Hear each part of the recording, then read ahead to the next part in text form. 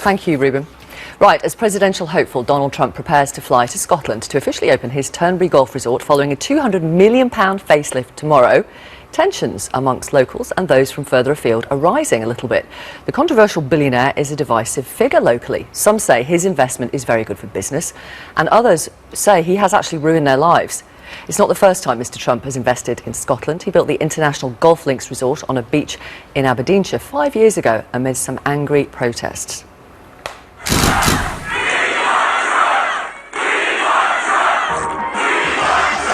A billionaire businessman who prides himself on being an American success story. He's not entirely self-made, however. He had a very generous helping hand from his dad. It has not been easy for me, and I started off in Brooklyn. My father gave me a small loan of $1 million. I came into Manhattan, and I had to pay him back, and I had to pay him back with interest. He's now worth over $4 billion, making him one of the world's richest men. He owns property around the globe.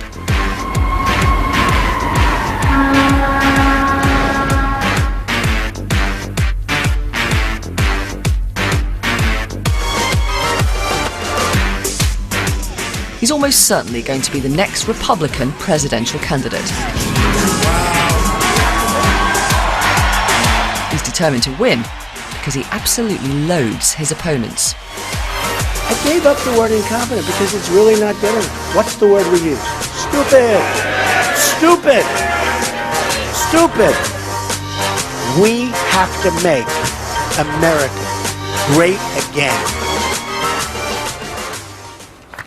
Well, let's talk to the director of the film You've Been Trumped, Anthony Baxter. He's in Montrose. Christina Auld is in Turnberry, where she runs a B&B opposite the newly refurbished resort. Also with us, Jonathan Shafi from the group Scotland Against Trump, which has organised one of the protests tomorrow, and David Milne, who lives 400 metres from the International Golf Resort in Aberdeenshire, which is also owned by Donald Trump. Welcome, all of you. Anthony, why have so many people living near the International Golf Resort been opposed to the building of it? Well, when Donald Trump first announced his plans, he promised $1.5 billion of investment, 6,000 jobs, a 450-bedroom hotel. And here we are in 2016. He hasn't built a golf resort. He's built one golf course, a clubhouse. The hotel has never been built. But most importantly, a unique site of special scientific interest, which was essentially destroyed through the construction of the golf course, has been lost forever. That's been lost for generations. So all of the economic benefits that were promised by Donald Trump have never materialized. Right, but I mean, in terms of the SSI, the Site of Special Scientific Interest, he's obviously been given permission to build there by the local authorities in the area. Well, the Scottish Government called in the original plan, saying it was in the national interests of the country, because the Aberdeenshire Council had first of all rejected the proposals for the golf course because of the environmental impact. And I think it's important, what we see in Aberdeenshire and what we've seen with this whole development is really a microcosm of what's been going on in the United States. I mean, Donald Trump has been saying he's going to be the jobs president. Well, look at his track record in Scotland. 6,000 jobs was the promise. A few dozen jobs have been created, most of them low paid. So what he says and what he does are two very different things, and I think it's very important we remember that. Christina, you're looking forward to Donald Trump arriving tomorrow, aren't you? We are. I think the whole village is looking forward to him coming here.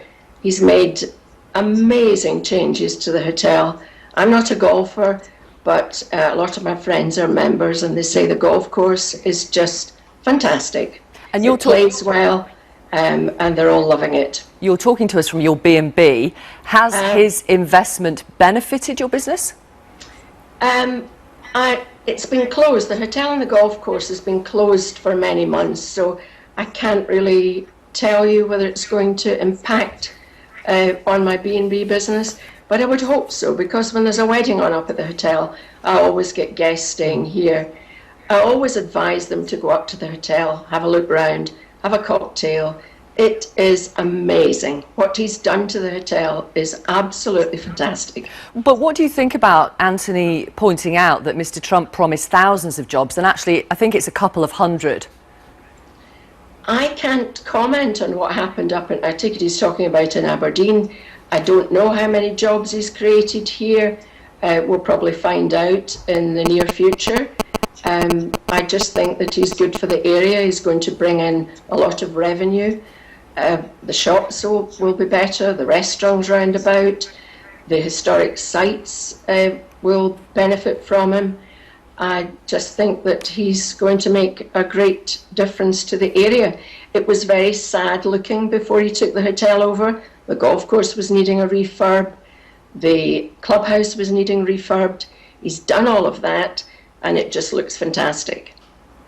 David, you're I think about 400 metres away, aren't you, from the new golf resort? I gather you've put up a Mexican flag in your garden in solidarity with the Mexicans who Mr. Trump doesn't want in America if he becomes president. Why are you not a fan of his?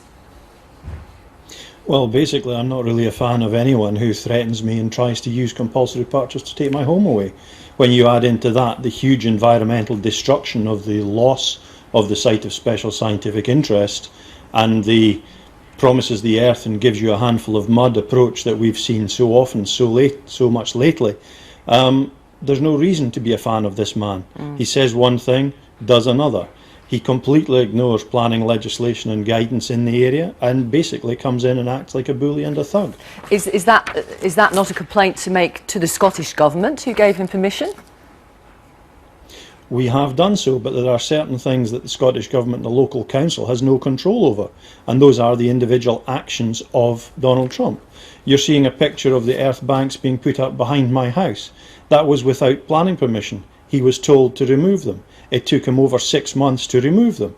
When he removed them, he replaced them with a bank of trees, again to block the view, block the light, and directly an attempt to intimidate myself and my wife at our home. Is it true that there is now a fence around your home?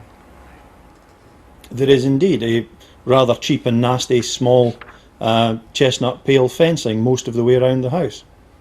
That has been constructed by his people? Yes, they came onto my land, argued about the title deeds, which had been instituted by the government in 1956 when the property was first struck off as a separate set of deeds, put up a fence where they said the boundaries should actually be, and then they sent me a bill for the fence. Wow. Jonathan, what's your problem with Mr. Trump? Well, I mean, where do you start? I mean, I will point out at the beginning that his membership of the Global Scot Business Network has actually been rescinded by the Scottish Government, as has his honorary degree at the Robert Gordon University. But Donald Trump, I think we have to get into the politics of it here, because there are some things in life which are more important than a nice golf course and a nice hotel. He wants to ban Muslims from entering the United States. He thinks that climate change is a hoax developed by China. Donald Trump is a thug. He's encouraged political violence at his rallies. That's well documented. And we'll be organising a protest which will reflect the broad opinion of Scots that his values are incompatible with ours. But it's the demonstration on Friday, I think, will reflect that very well. Sorry to interrupt, Jonathan. It's too late. The golf courses are built. He's coming tomorrow. Well, the thing about the brand of Trump is actually, I think, it's damaging to the Scottish economy. You have to remember that his rhetoric, that his policies that he's been promoting, the sort of attitude that he's been provoking within a very heated debate, is actually putting people off going to Trump establishments. I mean, I think that, to be honest with you, we don't need Trump, we don't need his investment. I think it's about standing in solidarity with all those millions of Americans who are equally shocked and abhor his rise in US politics. And I think that we'll see the demonstration on Friday reflecting all of those views, and I think that's the views of the vast majority of, not just Scots, but I would say the vast majority of people right across the world. Christina, in terms of Donald Trump's political views, I've no idea where you stand, but they're potentially not enough to stop you going to the opening of the resort tomorrow. I know you've been invited by, I think, his son and him, actually, as well. Yes, we have been invited, and I'm not getting into the political side of it. I don't know enough about American politics. I just know that what he's done at the hotel is just fantastic. I have a feeling that maybe if he hadn't bought the hotel, it may well have closed down. And it would have been like a mausoleum sitting up in the hill in Turnberry and absolutely ruined the village for all the people who live here. Okay, what do you say to that, Anthony?